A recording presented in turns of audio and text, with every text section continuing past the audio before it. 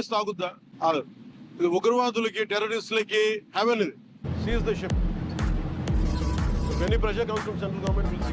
Pawan Kalyan garu seize the ship అని ఎందుకన్నారో ఈ వీడియోలో తెలుసుకుందాం. కాకినాడ పోర్టులో ఉన్న షిప్ ని చెకింగ్ చేయడం కోసం పవన్ కళ్యాణ్ గారు వచ్చారు. అక్కడ పవన్ కళ్యాణ్ గారు ఏమని తెలుసుకున్నారంటే అక్రమంగా 1064 టన్నుల బియ్యం బస్తాలను పశ్చిమ ఆఫ్రికా దేశాలకు తరలిస్తున్నారని పేర్కొన్నారు.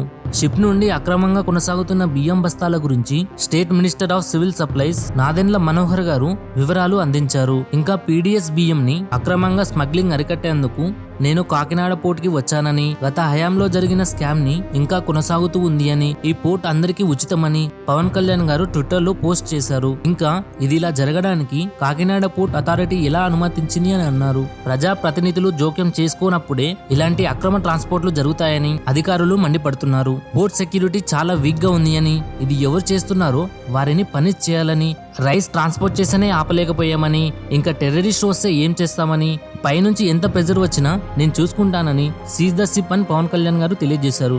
ఈ వీడియో కనుక నచ్చితే లైక్ చేయండి. ఇలాంటి మరిన్ని వీడియోస్ కోసం మన ఛానల్ ని సబ్స్క్రైబ్ చేసుకోండి. మరి ఈ వీడియోపై మీ ఒపీనియన్ ఏంటో కింద కామెంట్ రూపంలో తెలియజేయండి.